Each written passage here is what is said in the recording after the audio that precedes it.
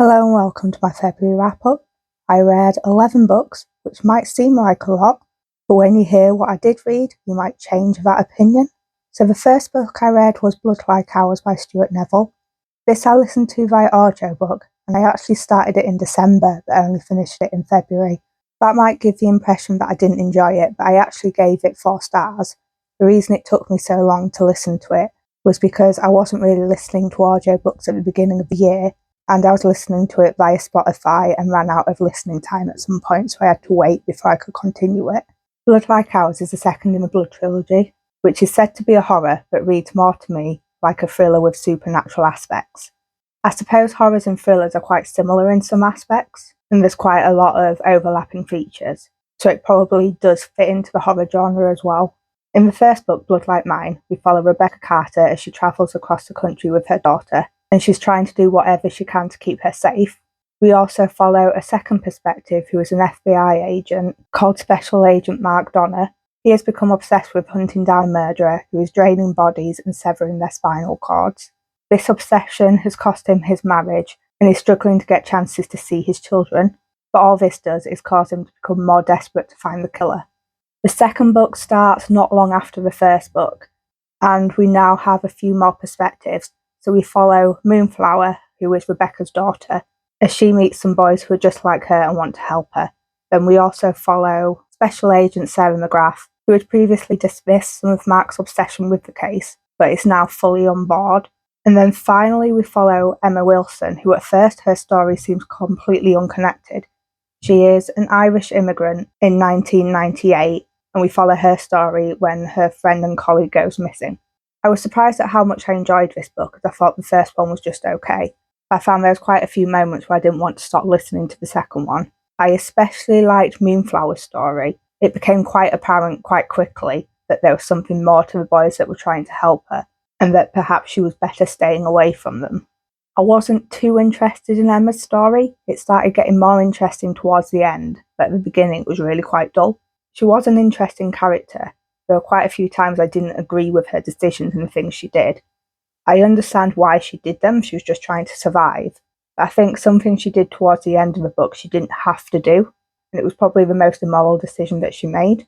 I do hope, though, that we get to see more of her in the next book. It's possible that her story is done, but it's also possible that there's more to it, and I want to sort of see her get redeemed. But we'll see if that actually happens. The other perspectives were also interesting, but I didn't find them anywhere near as interesting as Moonflower's. What I did like was that we got to see a wider version of the world that was created in the first book. It is set in our world, but as I mentioned earlier, there's like a supernatural twist to it, and we got to explore that further, see how widespread that was, and got to learn more about it. All in all, I enjoyed the book, and I'm looking forward to the next one. I hope it comes out at the end of this year, but we'll see. I then read The Slowest Burn by Sarah Chamberlain. This I received in a blind date with a book, and it's the sort of book that I wouldn't have picked up otherwise. I do have a reading vlog for this book, along with 2 other blind dates with the book. If you're interested in my blind date with a book vlog, I will leave it linked below. It will also appear in the top of the screen. So The Slowest Burn was a book that didn't actually sound interesting to me. It's about Ellie, who is a 30-year-old widow who lives with her parent-in-laws. She's a ghostwriter who's very organised, all about a plan, and always meets a deadline. But she is now perhaps facing a problem. That problem is Kieran, who has just won a cooking show, is on target to own a restaurant before he's 30, and is about to work on a cookbook with Ellie as the ghostwriter. Kieran has ADHD, he is very disorganised, can't make or keep to a plan, and his anxiety often causes him to put off tasks until he can't meet a deadline. From the moment they meet, they clash, and they both start to think that they're never going to be able to make this cookbook. They must learn to be able to work together, which will involve changing how they interact.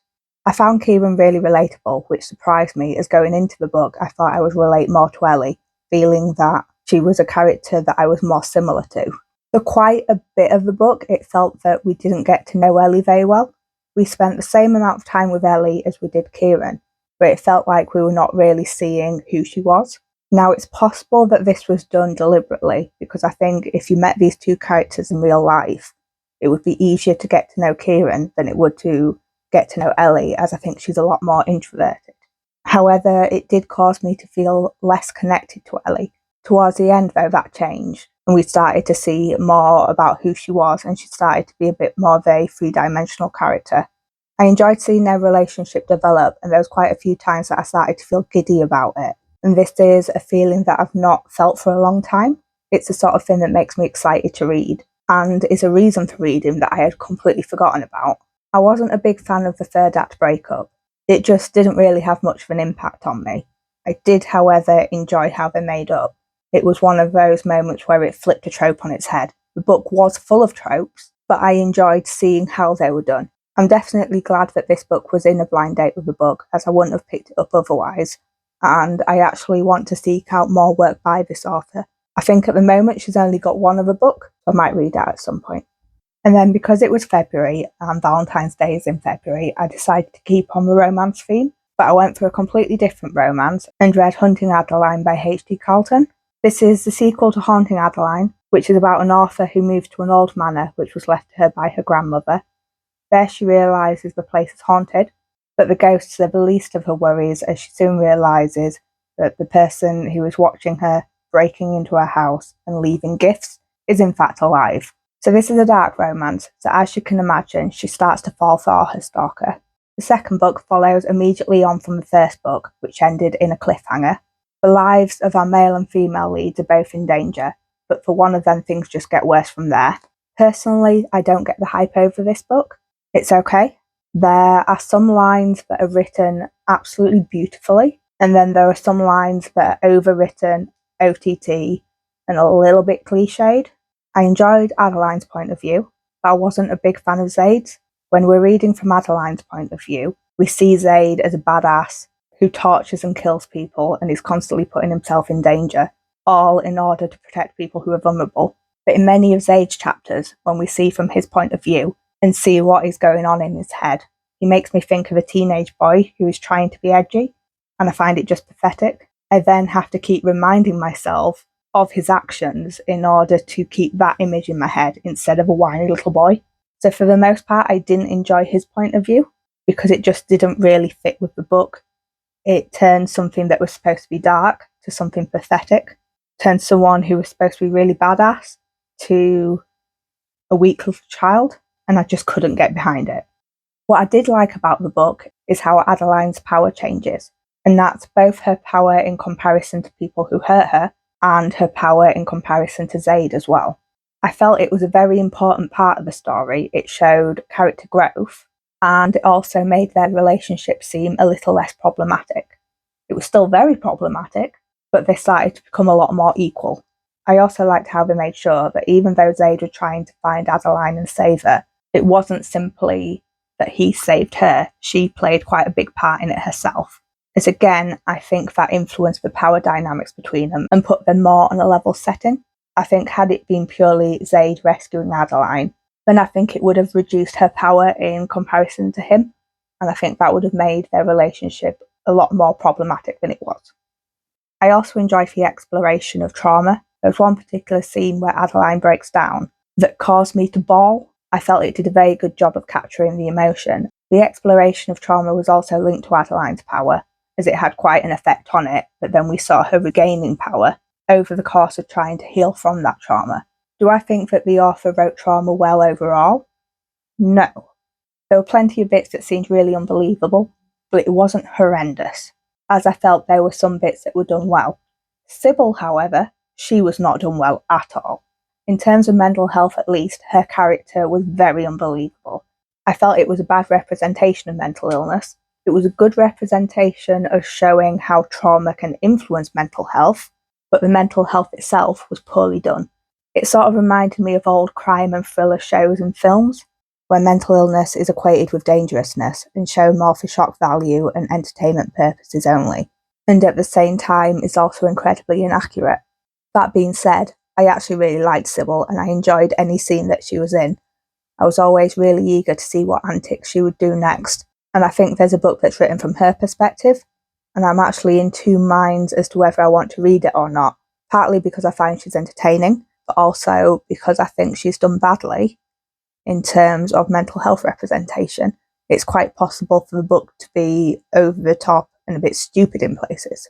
But as I've not read it, I don't know, it could be great. I have my doubts, but it could. So I had mixed feelings of this book overall. There were parts that I loved, parts that I hated, parts that I was really entertained with and wanted to keep reading, parts when I was really bored and wanted to DNF. Overall, I think I did enjoy the book, and I might read more from this author, but I'm not in any hurry to do so. I then read Eagle Strike by Anthony Horowitz. This is the fourth in the Alex Rider series, which is a series about a teenage spy. In Eagle Strike, Alex is holidaying with his friend Sabina in France when the place that they're staying at is blown up. This injures Sabina's father, who Alex starts to think was the target of the explosion. It's said to be an accident. However, Alex doesn't believe this, as shortly before the accident he saw an assassin in the area.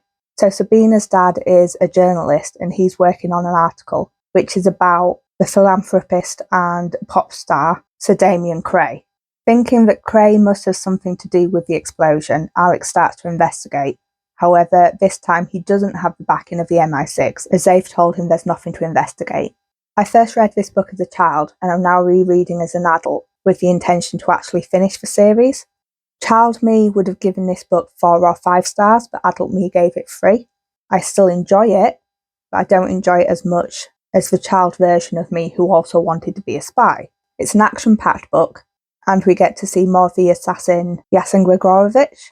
He is a character who has always intrigued me, both as a child and as an adult, and in this book we get to know more about him. We also get to know more about Alex's uncle, whose death in the first book is what triggered the whole series. The plotline around Alex's uncle and his ties to this assassin are what really intrigued me about the book. I think it's a plot that carries on through the series, and if I remember correctly, with the books that I did read as a child, that part of the plot was still not complete, so I'm looking forward to reading more so that I can find out what actually happened. Even though it's been 20, maybe more years since I actually first started reading this series, I still want to find out what happens. Back to audiobooks, I listened to Undeath and Taxes by Drew Hayes. This is the second in the Fred the Vampire Accountant series, which is a series about Fred, who's a vampire and an accountant. His Undeath is incredibly boring until he attends a school reunion, is reacquainted with an old friend, and through her is introduced to the wider parahuman world. Each book is a series of interconnecting stories, and in the second book, Undeath and Taxes, Fred is no longer just an accountant, but is now an accountant for the parahumans. I don't think that really sells the series, but in this book we have kidnapping, dragons, magical weapons, and possessed houses, and that is probably more likely to sell you to this series, if you're into that kind of thing. I gave this book 3 stars. It was entertaining, but it wasn't as good as the first book. However, I then went and listened to the third book, which is Bloody Acquisitions, and this was another 4-star. In this book, a vampire clan moves to the area, and that causes a whole host of problems. It was listening to this one that I realised why I enjoyed the series so much. Part of it is because of Fred himself. He is a character who is very logical, he thinks things through, and he would say he was a coward. However, he will always leap to the defence of his friends, even when it puts himself in danger. He just admits that he's scared, and that is pretty much the opposite of cowardly behaviour. Now, as much as he saves his friends are often trying to save him. He is not the best fighter, he's not the strongest, he doesn't really know what he's doing, he's just got a lot of heart. So it's probably more often that people are saving him than he is saving others. And I think he's a main character that you don't see often because of how much he thinks things through, of how he's not always the hero. And in general, he tries to stay out of danger. Also, he's an accountant. I don't think I've ever read a book where the main character is an accountant. I'm also enjoying the found family aspect of this book. As Fred is going about his business, he is meeting new parahumans, and at times he's going above and beyond in order to help them. Sometimes this extends beyond accountancy into the more supernatural problems. Because of his willingness to help, he is starting to form strong bonds between these different characters, and many of them have strong bonds with others, and they're starting to develop strong bonds as a group as a whole, and they're forming the sort of found family where they will do anything for each other and will always try and protect them and help out when they can. I've enjoyed watching these relationships develop.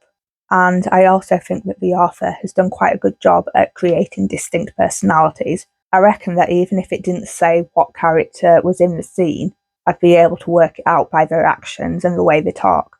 And that's not just because I'm listening to it on audio, I reckon I'd be able to do that reading it as well.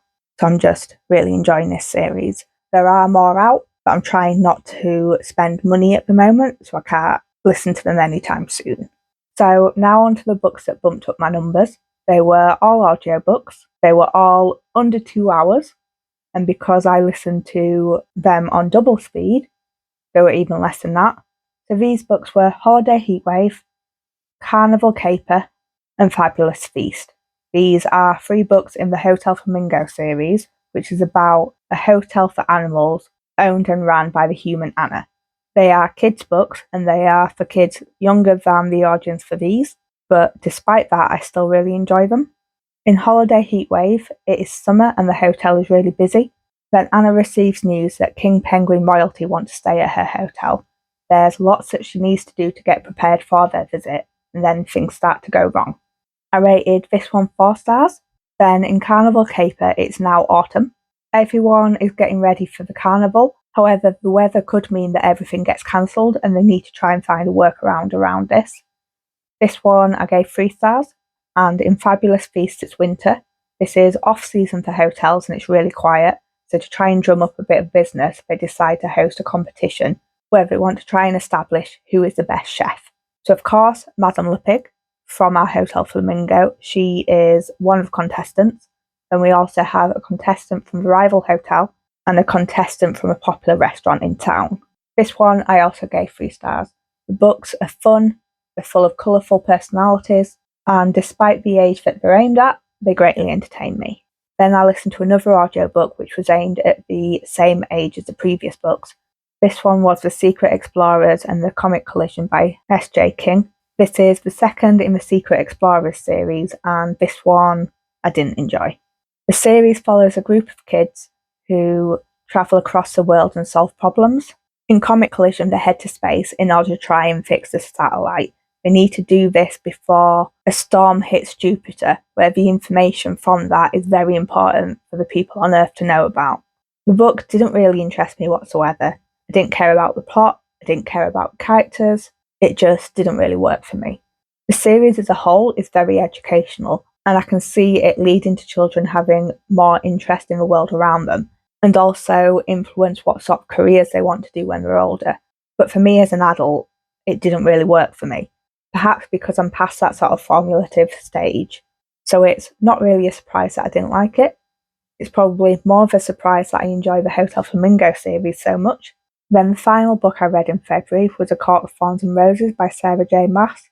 This is an incredibly popular series whose recent news about the release of books 6 and 7 has caused a lot of excitement. I have finally got around to starting the series. I intend on finishing it this year, before the next 2 books come out, but we'll see if that actually happens. So A Court of Thorns and Roses is about Feyre, whose family is struggling to survive. When hunting for food for them, she shoots a wolf, who turns out to be one of the Fae. For her crime, she is taken to the land of the Fae to live as a prisoner. Apart from the fact that she can't leave, that fairies are humans' greatest enemy, and that every now and then something tries to kill her, this prison is actually quite cushy. While there, she starts to question everything that she knows about the Fae, and she starts to actually get along with her captors. I have mixed feelings about this book. There were parts when I couldn't put it down, there were parts when I was really bored, there were parts that I really enjoyed, there were parts that really annoyed me or made me feel fed up. I did like the characters, and I liked watching how their relationships developed. Some of the twists I saw a mile away, and some took me completely by surprise. I enjoyed the ending for the most part. However, there was one big thing that happened that is something that I hate to see in fiction. It happened right near the end, and it caused me to feel really disappointed with the book. And although I had been enjoying it, I then left the book feeling unhappy, unimpressed, and that I didn't like it. I had to then remind myself about the times that I did really enjoy it, and then try and base my rating on the book as a whole, rather than any one part of it. This did lead me to debate between a high 3 stars and a low 4 stars. I did end up settling on a low 4 stars. Had I rated it on how I felt at the end, however, it would have been a debate between a low 3 stars and a high 2 stars, which is a very different rating than the low 4 stars that I did give it. As far as I'm aware, the series does get better, so I'm really looking forward to discovering that myself. Hopefully it won't take me too long to do so. So that's the 11 books that I read in February. The 4 Kids audiobooks really bumped up my numbers, as did the audiobook that I started in December. And I think actually Undeath and Taxes I started in January. So I didn't have a huge amount to listen to in them anyway. So that sort of helped me to finish 11 books in the month. But I also managed to read every day this month, so that helped as well. I listened to 7 audiobooks and read 4 physical books. That will have helped as well, as when I'm listening I can do household chores, anything else that I need to do, I could be driving, whatever. I had tried to theme my books around Valentine's Day, but I actually only managed to read 3 books that would fit that theme. They were The Slowest Burn, Haunting Adeline, and A Court of Thorns and Roses. I did start another Valentine's Day themed book, but I didn't finish that, so that might be mentioned next month. Overall though, I enjoyed the reading month, and I hope it continues to be a good reading year. So what about you watching? Did you read anything specifically for Valentine's Day? Are you excited about the new ACOTAR books? Let me know in the comments. And as always, like this video if you liked it, subscribe if you want to see more, and I will catch you in the next one.